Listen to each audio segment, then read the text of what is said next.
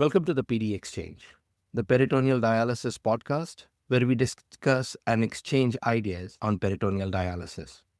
I'm your host, Nikhil Shah. I'm a nephrologist at the University of Alberta, Edmonton, Canada. And with me, as always, is Dr. Jeff Perl, a nephrologist at St. Michael's Hospital, Toronto, Canada.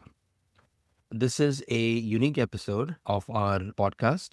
We are celebrating women in peritoneal dialysis and in nephrology as part of the International Women in Science Day. We have Dr. Joanne Bargman, Dr. Edwina Brown, and Dr. Anna Elizabeth Figueredo, nephrologists and nurse specialists here.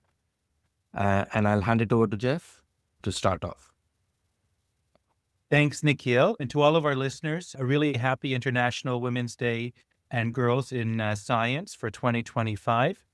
I think that it's really exciting that we have this podcast, and it's really fantastic that three remarkable women have given their time today to discuss their careers, some of their challenges, some of the opportunities, where we've started in terms of the challenges faced by women in medicine, and in particularly peritoneal dialysis, what challenges we've overcome, and maybe to discuss some future opportunities and where we still need to address some ongoing challenges. So we're going to hear three amazing perspectives. And hopefully it will be a really exciting and interesting and informative and mostly entertaining hour to hear the amazing stories.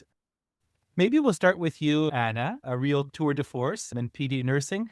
Tell us a little bit about your career. What got you interested in peritoneal dialysis nursing?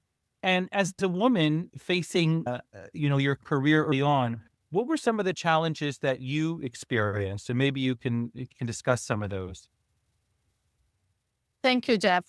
You start with a quite difficult question because if I think back, I'm not sure why I started on PD. It was like I was graduating and that was a job that was offered to me to work on a dialysis unit. And then I fell in love for PD. So that was more like accidentally that I got to work on PD.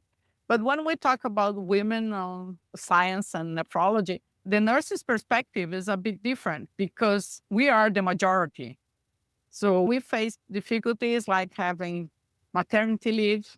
Usually we are not well paid. We have to cope with two jobs to afford some quality of life. So I think it is a bit different when we're talking about nursing and women than medical profession and women, because as I said, we are the majority.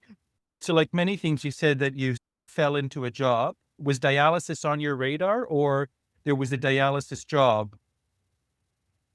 It was a dialysis job in the place where I was born, that the doctor had a dialysis unit and said, if you come back to our town, you can work with me. I said, okay, good. I have no job. That's a good one. So I trained, went there, spent a month and said, no, it's not for me. And I was offered a job, and I've been in the same place forever. Yeah. So home dialysis was just something that you, in peritoneal, you gravitated to in that role. And when I started to work on PD, I thought that nursing could be more empowered.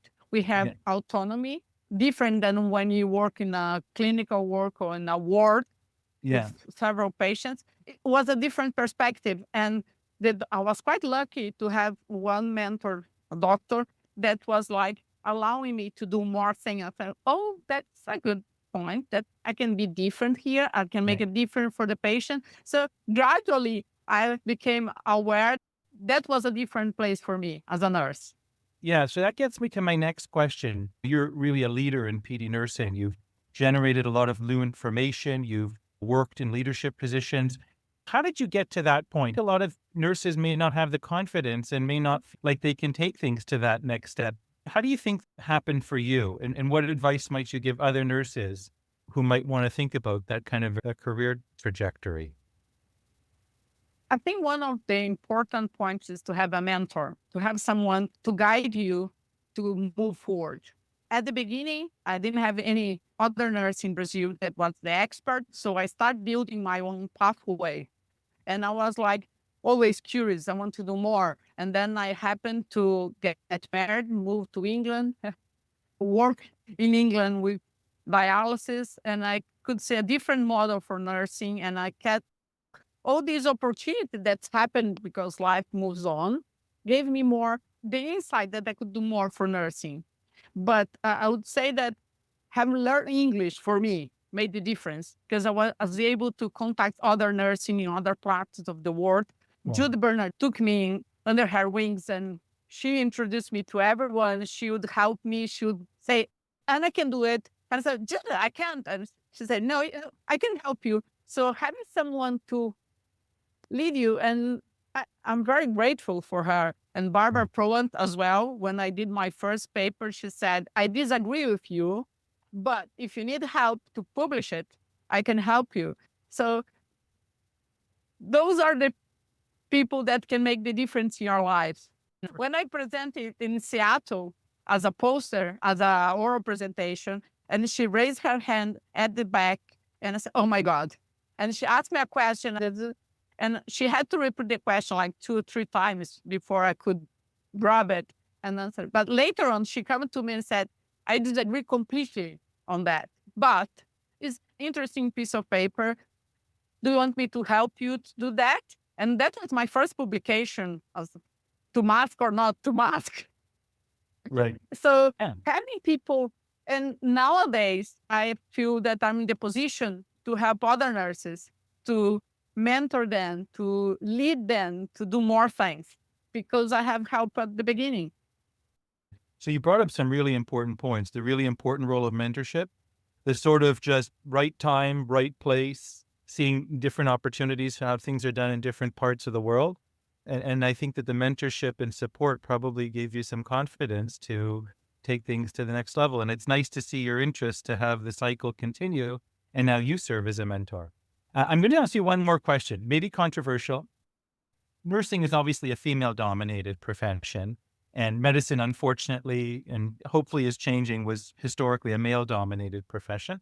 And sometimes there's that male-female nurse-doctor dynamic, and nurses might be scared to speak up, and doctors might do what a lot of what we call in the United States and Canada mansplaining, telling it how it is with this kind of power dynamic. Have you ever experienced that? And what advice would you give to nurses who feel sometimes they find themselves in that kind of a position? Definitely. I experienced that all my life. Many doctors came to me and said, it should be this. And having the knowledge to be argumentative made a difference. But as a nurse, and probably as a woman, we have this imposter syndrome that is hard to overcome because you always think, maybe I don't know enough to confront them. And you think that happens only with male doctors and female nurses, but the problem, physicians and nurses are the same. Even when it's women, they tend to do the same, to be like higher up. And that's not the truth. So my advice would be knowledgeable, to be knowledgeable, to know how to be argumentative, to defend your ideas, who you're talking to. That's great advice. And I can tell you from my experiences, when I'm training trainees and fellows that are interested in home dialysis, the first thing I say is that the nurses have so much experience and knowledge. If you listen to the nurses, you'll be fine. If you don't listen to the nurses, that's when you run into trouble. I think that it's really important that you talked about how we have to empower nurses to be argumentative, to challenge in a professional way, just like you were challenged about your ideas around masking. Collaboration is also about discussion of differences of opinions and professionally handling them. I'm just going to add one very interesting and an important thing. When I finished my training in India in nephrology, we had to do a thesis. And on the first page of the thesis, there is a sentence that I've written that this is dedicated to all the nurses who have taught me everything that is not in the textbook. That is on the first page of my thesis because it makes such a big difference when it is a collaborative and respectful environment. So thank you. Thanks, Nikhil. That's really lovely. And I'm just actually going to put a plug in that at PDI, we have definitely improved the content of nurse-led reviews and research and editorials. Maybe after, we'll also send out some social media blasts about some of the nursing-led initiatives at PDI if you're interested. I'm going to turn over now. We talked about Dr. Oriopoulos, so a natural place to go back to is to Toronto and to Joanne. And I think, Joanne, obviously you're one of my You are like my strongest mentor. Would you mind sharing your career trajectory with our listeners? And also with you to talk about what some of your challenges were early on and have things changed over time and how? So I did my nephrology training in the United States, and I spent 3 years after the clinical year as a research fellow in micropuncture, which is used to be a way to study renal physiology in rats. When I decided to come back to Toronto, I thought the world would beat a path to my door to continue my studies in renal physiology. And in fact, it was probably even at that point a dying subspecialty.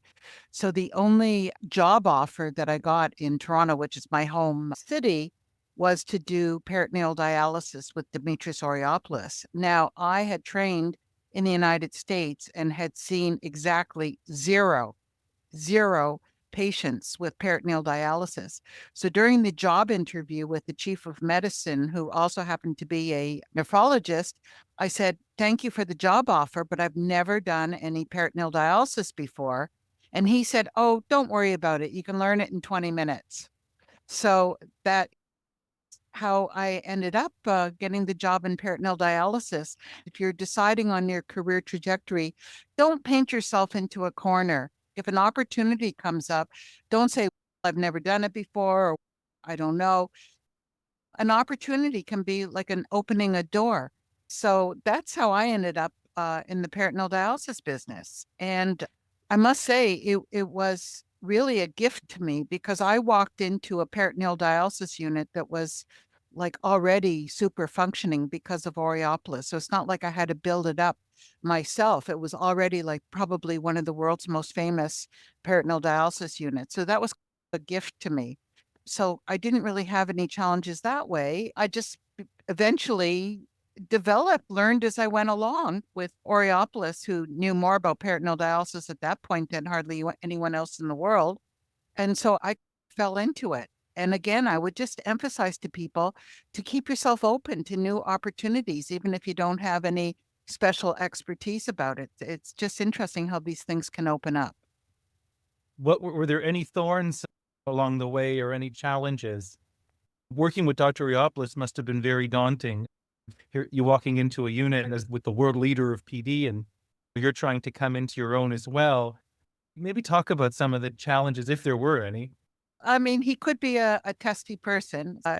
You had to be careful about it. But I must say, I learned a lot. And it eventually became to a point where I think I was at the point where I could run my own peritoneal dialysis unit, like after 10 years of doing it. But Aureopoulos really had no intentions of not running the unit. So I used to joke that I felt a lot like Prince Charles of England, who was like waiting forever to take over the mantle. And until probably about 20 years ago, he decided to let me take over the running of the peritoneal dialysis unit, but he kept on as a member. You need a lot of emotional intelligence to be able to navigate that, where you take over from someone who was like the lion of peritoneal dialysis.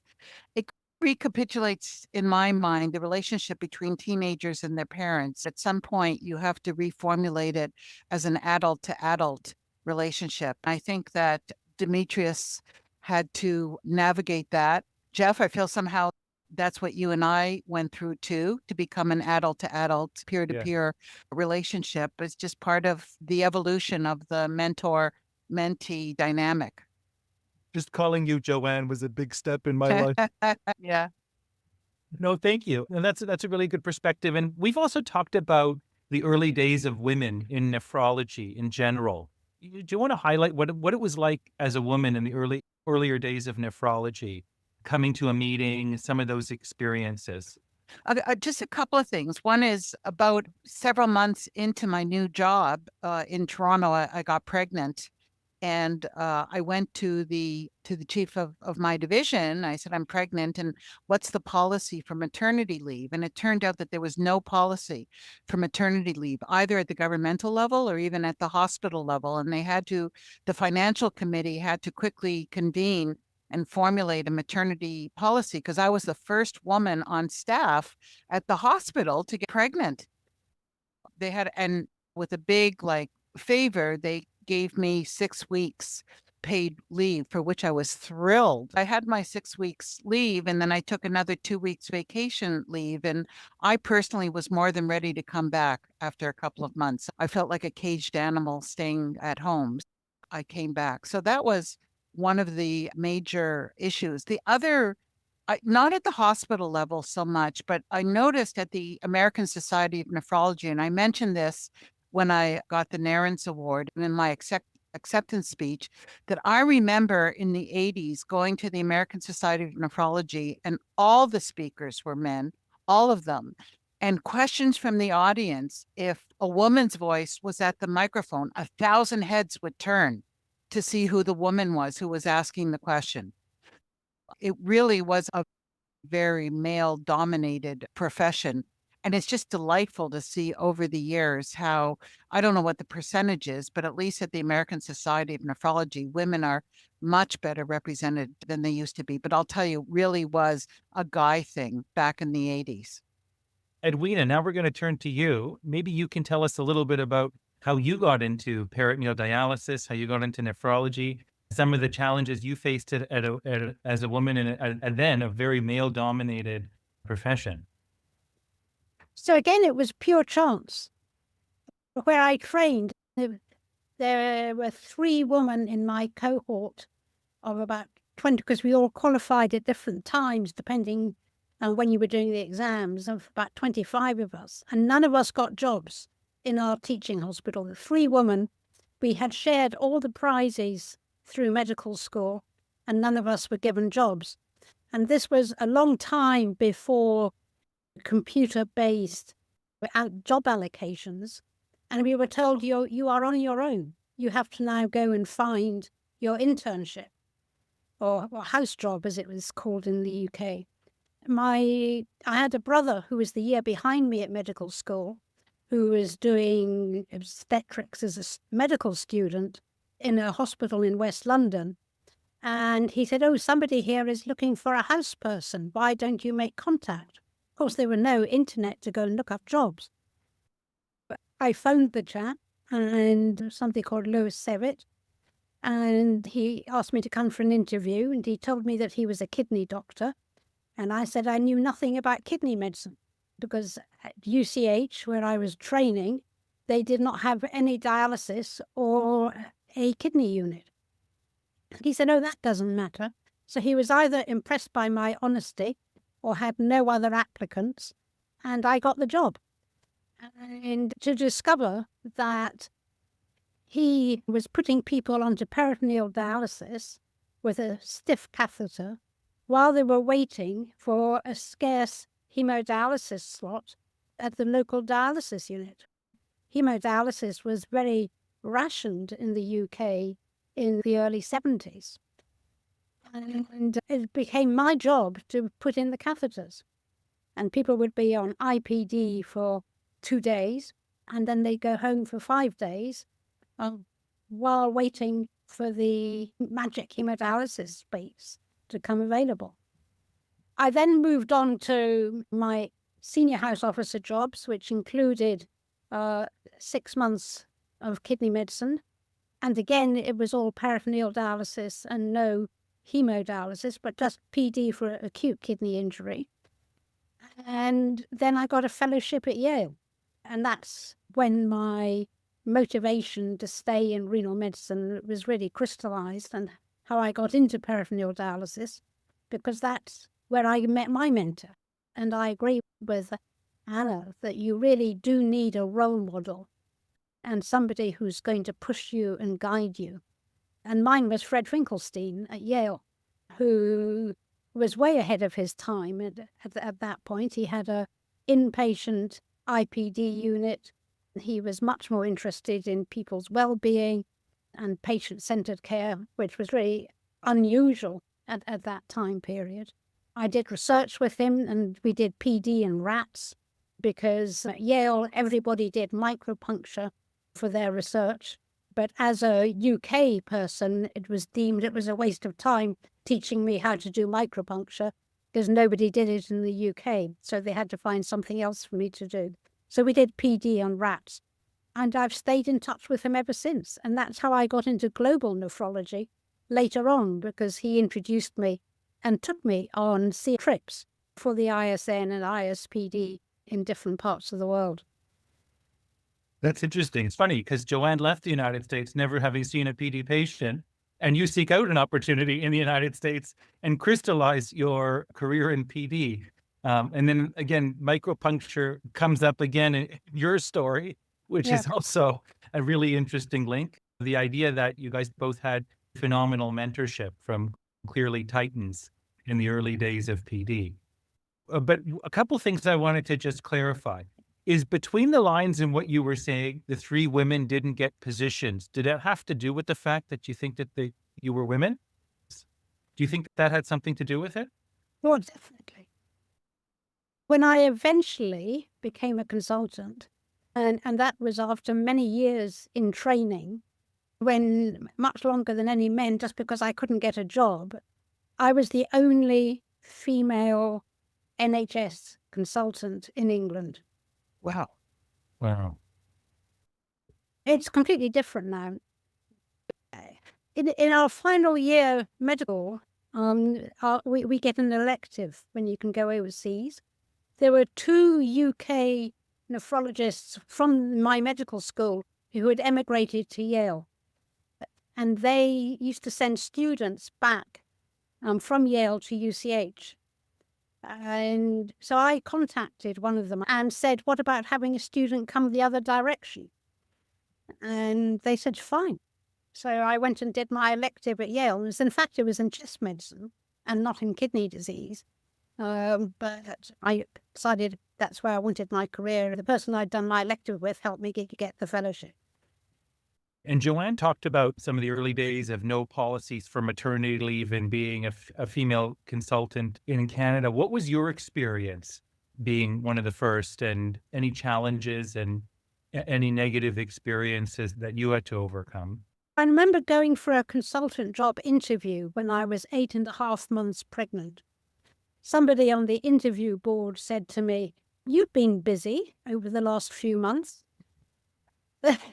I said, yes, I've had 6 papers published. I've got my MD thesis submitted. He said, yes, when's the baby due? And that was the end of the interview. Actually, getting maternity leave was already embedded. I got married and my first child was born in the early 80s.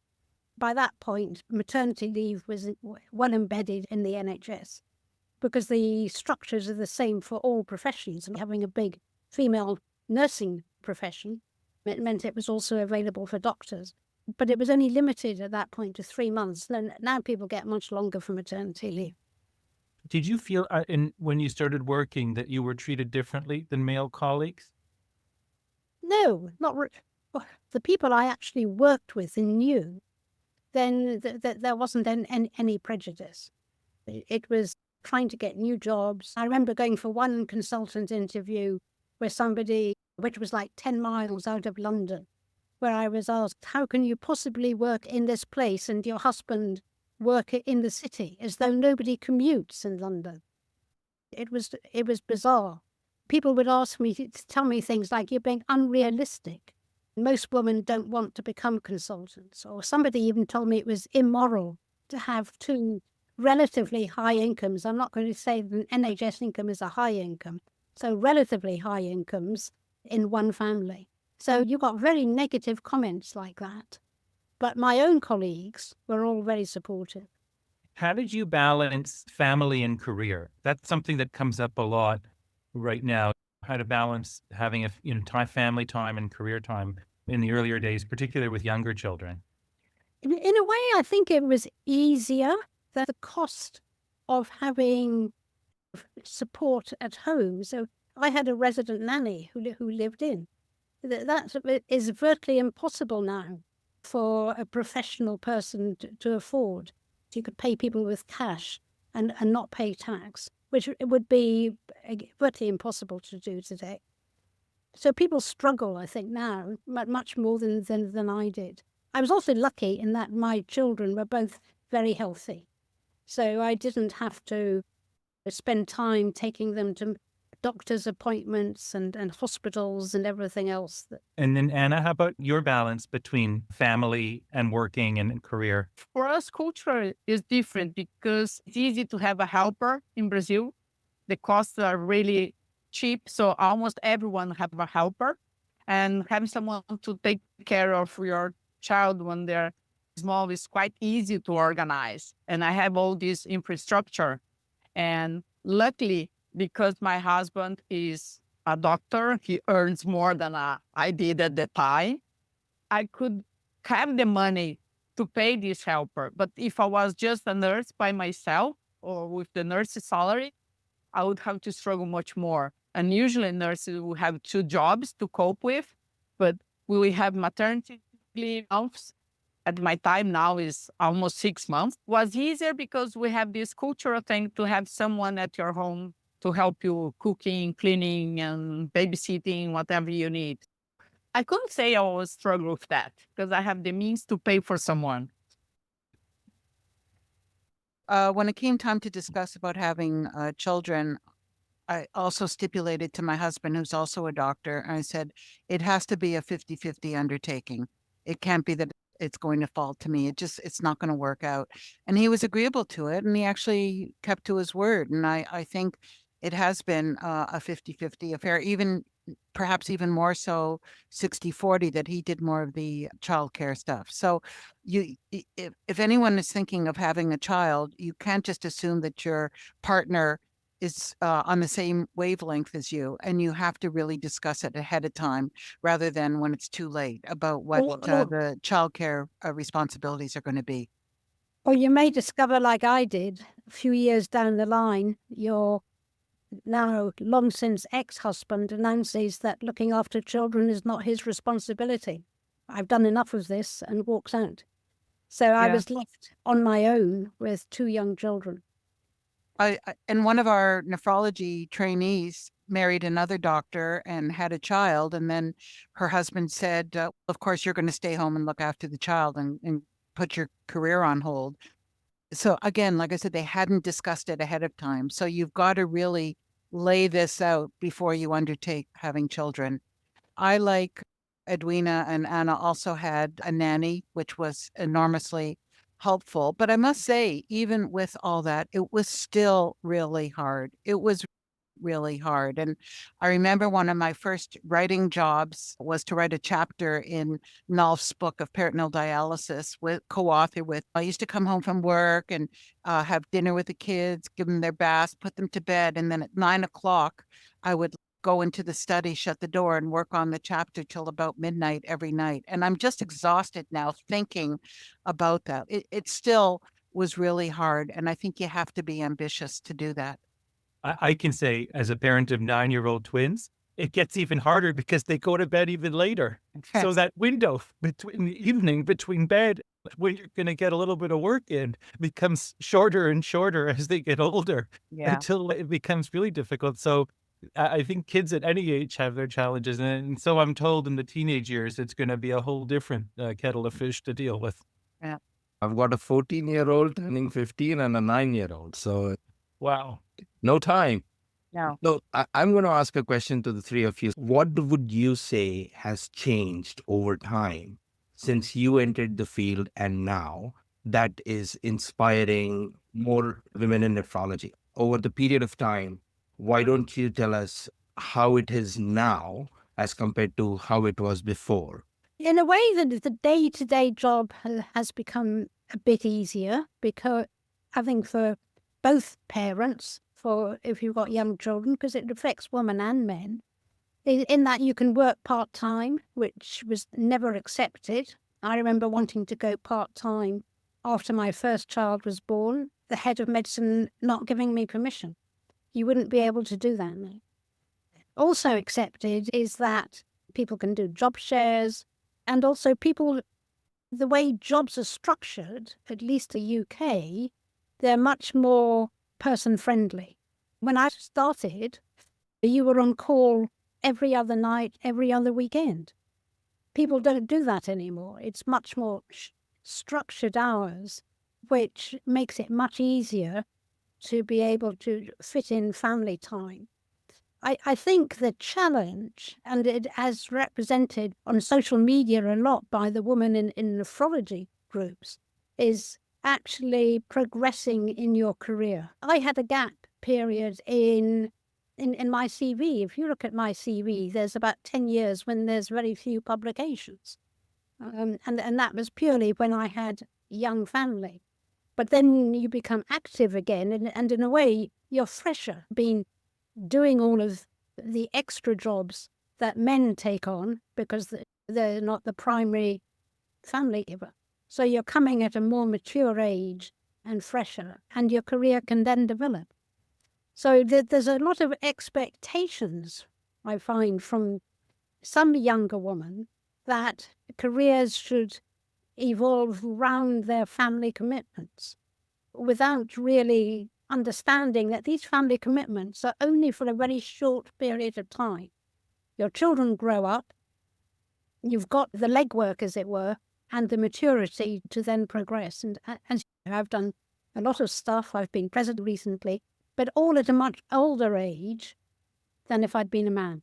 Just back to maternity leave, at least in Canada, as it's 1 year if you want. You can take a year off, which, as I said, I mentioned to you my story about having no policy for maternity leave. So again, if I were having a baby now, I'm not sure I would take a whole year off because I think I would be too restless to do that. But nonetheless, you do have the opportunity to take a year off. I think just having more women around makes it a lot more comfortable now in terms of role models for the younger women coming up through the system. And as I mentioned before, at the ASN, seeing so many women giving major speeches and things like that, I think is just very reassuring. It's just very helpful to see people like that. I just want to make a point about academic versus community nephrology, and this may be different in different parts of the world, but I know that a lot of women who do want to have a family are reluctant to pursue academic nephrology and would rather go out into the community. At least where I am, in academic nephrology, I think it's easier to do that in the context of a young family than to be in the community because there's a lot of people under you, including the renal trainees and the core medicine trainees. And it's very rare, if ever, that you actually have to pick up and go into the hospital in the middle of the night because there's so many other people. At most, it can be a phone call where they need your opinion. So I don't think women or even men who really want to have a major part of family care should not put off the idea of academic nephrology versus community nephrology. I don't see community nephrology as the fallback for people who want to have a lot of family duties. Thanks, Joanne. Anna, thanks for joining back. So again, just how things have changed over time for you, and what would you tell the new people coming into the system? Oh, I think for nursing, as Edwina has said, is a profession that made mainly for women. We have always the structure for maternity leave, but nowadays they have, at least in Brazil, if they find they're pregnant and they're working like the dialysis unit, they have to stop. They cannot carry on during the pregnancy. What? That I think is exactly it treat like an illness. If you're pregnant, you cannot be working. So they have to leave until after they have breastfed or whatever. So and I think this is a loss for women because no one wants to hire a women. So male nurses are increasing the numbers because we have this thing. If you're on the age you can have children, they think twice. Because if you plan to have, you hire someone and they may be 1 year of work. Because it's 9 months plus the 6 months they have afterward, maternity leave. So it has changed. And I don't think it favors us because it's treating us different. And that's not the point. It's not being away from work that will make the difference. It's how equally we're going to be treated in salaries, working hours, sharing duties, and not just being away. So I have some colleagues that got pregnant and I said, oh my God, what am I going to do 9 months at home? Female doctors as well? No, that's because usually the doctors are not, unless they want the unit, but the Well, doctor will work during for the first 4 months, you can wear bulky clothes and stuff and walk around with. But if you work for a hospital that's for the government, the regulation is the same. Yes, they cannot work. Wow. It's unbelievable because they're treating the pregnancy as a illness that you have to be a part of the work. And I think for women, it's not good because we're struggling to get the jobs and then, but So while there is a lot of improvement over time in your careers, there is still a long way to go. So I think the initiatives from the Women in Nephrology group and now Women in PD is ongoing, and I- to It's appreciate them. always just a small example of something that I think still exists, which drives me nuts. I told Joanne this, is that sometimes you're at a meeting and there's a panel, and it's like a mixed panel of men and women. And it'll be like the men will be referred to as Dr. X by their colleagues, but the women will be referred to by their first names, which I find really irritating. and if I may say, Jeff, it is even worse when it's a nurse that have a doctorate. I'm a doctor, and then because I'm a nurse, I'm not going to be referred as a doctor because I'm a nurse. So it's more infuriating in this when we have this difference. And a physician, let's say a resident, will be called a doctor, and the Right. nurse with the doctorate will be called Right. nurse X. It's I- not- I made it a point to make sure I said Dr. Figueredo. I know that. Thank you. Tell me more about the Venus and the Mars thing. There was a book that came out a couple of decades ago called Women Are from Venus and Men Are from Mars. And I was thinking about that because, as I told you, I fell into peritoneal dialysis, albeit with one of the world leaders in peritoneal dialysis, but I was very successful. And I was wondering if instead of being asked to work in peritoneal dialysis, I had been asked to work in hemodialysis. And we had a titan of hemodialysis also in the same hospital. Would I have had the same success in my career? And when I thought about it at the time, this is before, there's now a lot of amazing women in hemodialysis. But if you go back like 10, 15 years, that I thought there were more women leaders in peritoneal dialysis than I ever heard about in hemodialysis. So PD seemed to be a lot more women friendly, if you like, than hemodialysis. And then I was thinking about it. And when you think about PD, it's slow, it's gentle. You take the fluid into your body instead of the blood coming out of your body. No one really knows how it works. We just know it works, but it's more intuitive than anything else. Whereas hemodialysis, it's all these quadratic equations that no one really understands except John Dagrudas about how hemodialysis ostensibly works. So it seemed PD is the female principle and hemodialysis is the male principle. So in my annals of unwritten papers, one of them was going to be that PD is from Venus and hemo is from Mars. So you're saying men are complicated and it takes difficult equations to figure them out. That's an interesting theory. It's Look forward to that definitely paper now. Yeah. What does it say about Nikhil and I, who are men and who are PD bound? So this is the second part. This is the second part that I think that the men who have been successful in peritoneal dialysis tend to be less macho men. When I think about the men who I've worked with in peritoneal dialysis, they tend to be very nice, sweet men. So again, maybe a PD attracts a certain kind of man and hemo a different kind of man. Well, All that's right, an interesting folks, theory. we are at time. Last words, Jeff. I just want to thank you guys so much for your time today. I certainly found all of your life experiences inspiring. Joanne provided a little bit of couples therapy and family planning advice. I think some important themes resonated here. Take chances, try out and go somewhere different. Don't always box yourself into one particular area and be open to opportunities. Sometimes those opportunities are local, but it sounds like many of you have left and gone somewhere and gotten great opportunities elsewhere and have overcome many challenges of work and family. I think now you guys have all had really phenomenal, outstanding careers in peritoneal. And the childcare help and somebody help you childcare gives a new meaning to the term assisted PD. Good. I just think this is a great way to welcome International Day of Women and Girls in Science, just to highlight 3 amazing careers. Thank you so much for sharing your stories, and I really enjoyed the hour. Thank you so much. Thank you. Thank Yeah. you.